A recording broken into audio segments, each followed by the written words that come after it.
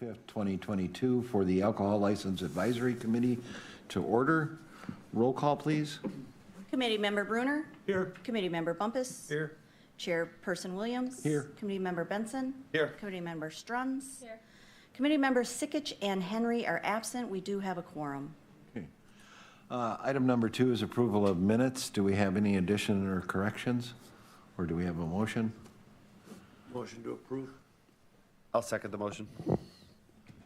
We have a motion and a second by Bumpus and Benson to approve.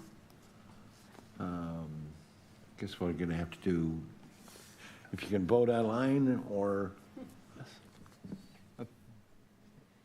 you're going to have to take. Yep, that passes. Oh, look at that. We have screens.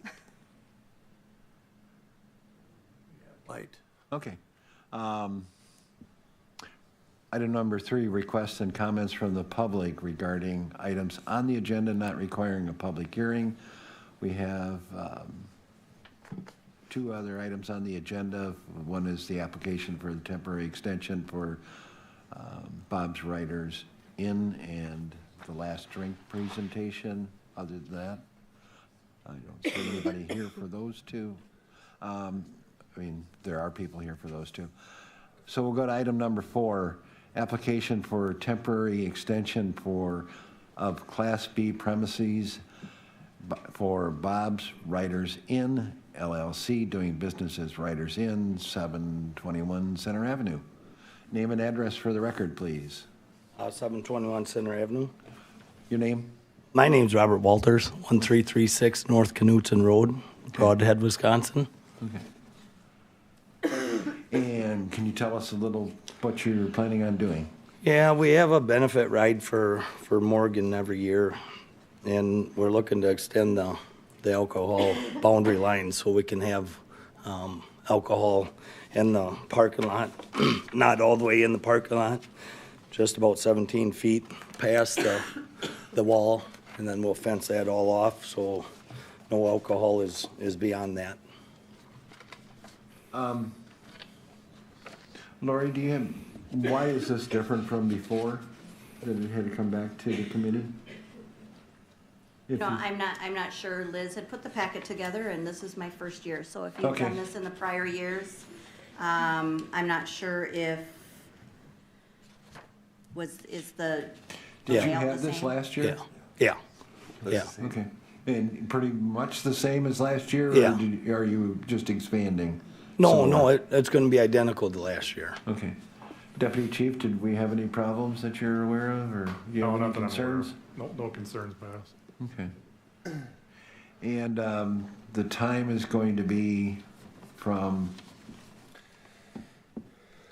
you're going from 8 a.m. until 9 p.m.? Yeah. For this extension? Yeah, and usually we're done and cleaned up by 7 or 8, but just to give myself the extra time to make sure everything's cleaned up and put away. Okay. One question. Go ahead, Mark. Do you have a rain date? No, rain or shine. Anything else? I'll make a motion that we approve the temporary application for Writers Inn. I'll second that. The Okay, temporary extension, I should say. We Thank have you. a motion and a second to approve the application for a temporary extension. Please vote. Or yes. Thank you. Does that go to council? No. Okay, so you can just see Lori then sometime after the meeting. And with the date not being till late August, Liz will be back and be in touch with you. Okay? Okay, all right. Item number 5, the place of last drink, presentation by Jane Goldberg, JM4C. All right, good morning. I'm Jane Goldberg, Director of Janesville Mobilizing for Change, 316 South Main Street. So I am here today to share with you the Place of Last Drink report for the year 2020. As you are familiar, the Rock County Prevention Network has been collecting this information for about the last 5 years. The purpose of this project is to identify any patterns in over-serving so that we as coalitions throughout the county can provide education and resources to those establishments that have been listed multiple times in the report. We do partner with law enforcement and we do take direction from them on how they want us to proceed with those establishments. So the year 2020 was a very odd year, as we all know. A lot of shutdowns, a lot of people stayed at home. So the results of this report are a lot lower than they have been in previous years, and that's a pretty direct correlation, I would say. So what do we collect in this report? We looked at the place of last drink establishment, name and location, and then the type of polled. What type was it? I am sharing today those licensed establishments, so bars and restaurants. We also look at a social category, so people may mention that they were at a friend's house. And then we also look at the category of non-descriptive. So we can't pinpoint where their exact location was because someone may have said, I was downtown Janesville, and we just don't know exactly where. We also look at the age and gender of the OWI suspects, if there are any drug-related offenses, the blood alcohol content of those suspects, and then we also look at the percentage of forms that are completed, the alcohol and drug influence reform forms, and those are what is completed by law enforcement. So this is a chart showing the highest number of mentions in the place of last drink report for 2020.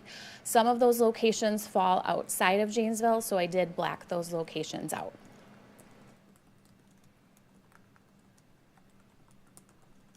Just to give you a history, in year one, there was 32 licensed establishments mentioned in the report. Year two, there was 24. Year three, 31. And then for the year 2020, which was year four, was 17. So like I said, with the shutdowns and things like that, that's probably a reason why. Of those 17 locations mentioned, these are the names of all of them. They all have Janesville addresses, although some of them may fall outside of Janesville PD jurisdiction.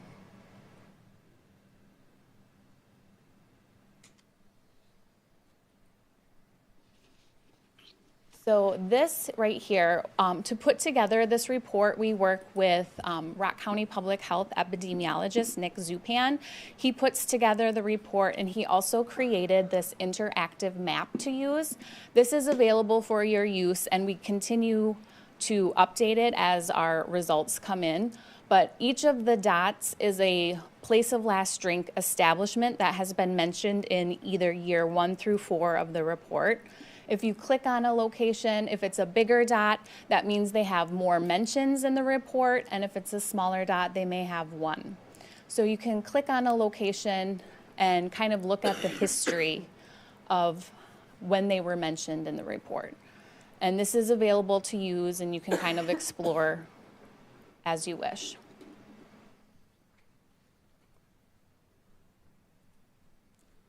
I also wanted to share the blood alcohol content levels of the most frequently mentioned places listed in the report. Just for over-serving purposes, you can kind of see that some of them are way above the legal limit. And then again, I blacked out those locations that are outside of Janesville.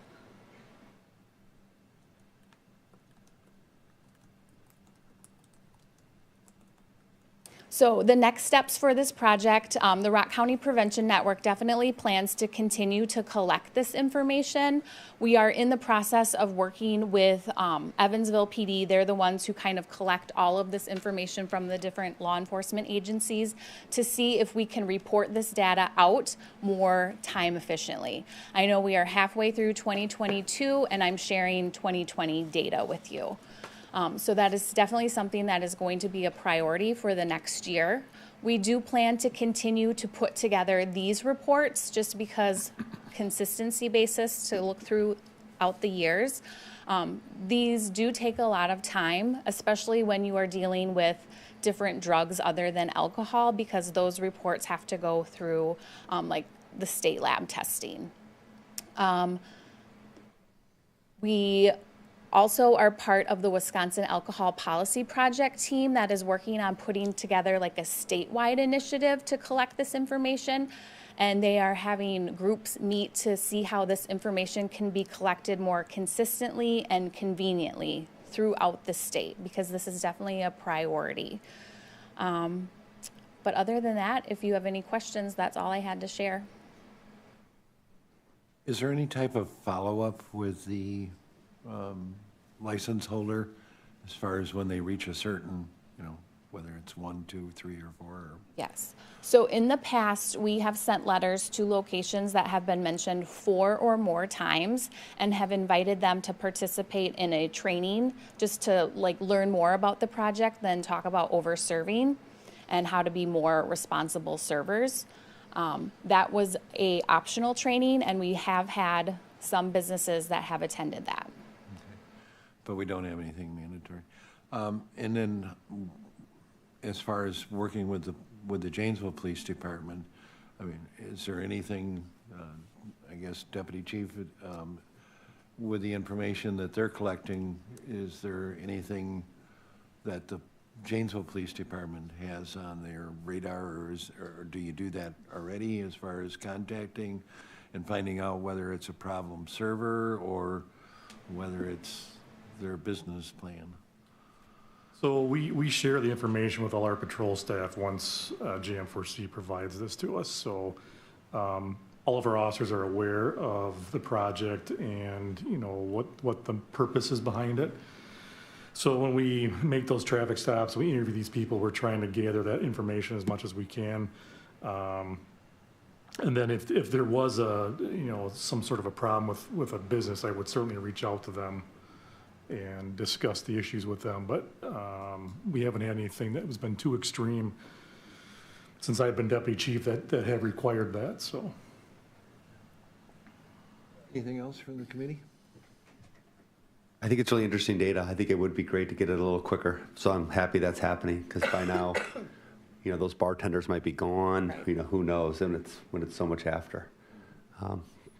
So I'm excited to hear that we're gonna get a little sooner, hopefully. I'd like to make one point here, is that of the 17 establishments we have, or actually more than that, excuse me, of all the bars and restaurants, significant restaurants, there are so many are not mentioned here at all.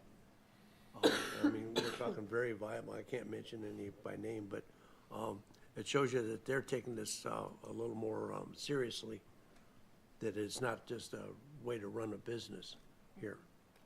I would hope that in the future that, because I can see that, what is it, East Point, well, not East Point so much, Snickers, average is 2.0, which is over 2.5 times the average, that after one of those pullovers, that the police department would have a chat with them, because the report's turned in, that the police department would have a chat the next business day with the establishment to find out which server was the one involved, because 18 months later, and stuff like I say, people are gone. And the point of contact would be whatever. It could be tragic that the next weekend, that same server did the same thing, and then somebody got dead. So the dealing with it more closely. When could we expect the 2021 numbers? To be determined. Okay, thank you. Yep. George? Well, I guess I was just going to chime in and say I agree as far as these the establishments that have really a high content in this report, that somehow it be timely that something can be done about it, because if you've stopped one car out there and you've got a .20, how many other people are close to it if they're just continually serving? So it just concerns me when the content is really getting high. And so the timeliness of the reports and then the response by the police or whatever to at least do their checks. And I know that the officers do their security checks and things like that. And if they have this information in a timely manner, they can probably be a little bit more alert to what's going on when when they make their checks, so. Anything else? I don't see anything. Thank you. Keep up the good work. Thank you. Wonderful job. Item number 6, Janesville Police Department Alcohol Establishment Incident Report. Anything? Nothing to report this month. Anything from the clerk's office? Nothing on the quota. Last month, you had asked to get an update on the Pearl of the Orient and where they were at. So we made contact on June 23rd with the owner. They decided to hire an architect to deal with the inside. They had been working with our third floor. And so they hired an architect. The plan is done, construction is beginning, and they don't see any issues meeting our, opening.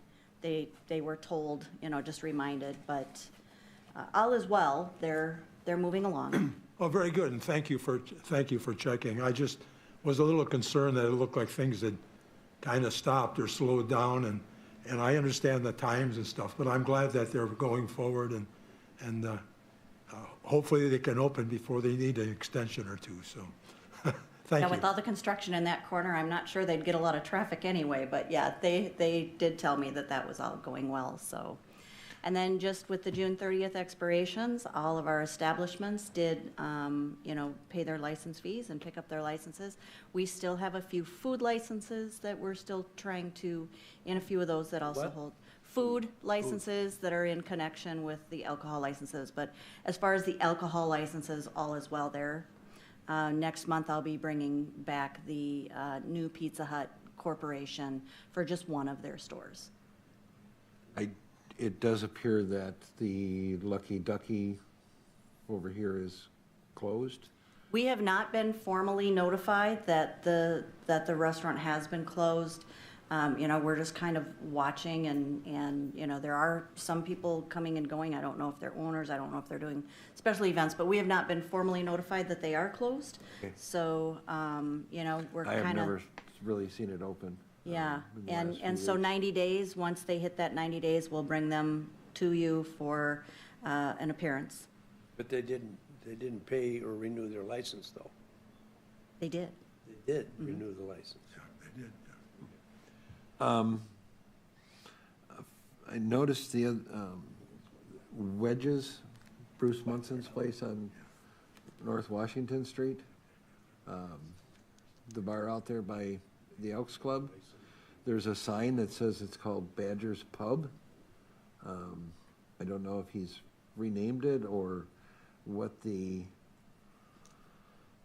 procedure is if you have an establishment under one name and then have a name outside with a different name. I don't see that. So if you change your corporation, so if you're an LLC, an individual corporation, and you change your name, it's required that you come before us with a new application with the listing of new owners. You can pretty much change your trade name as often as you want without any impact.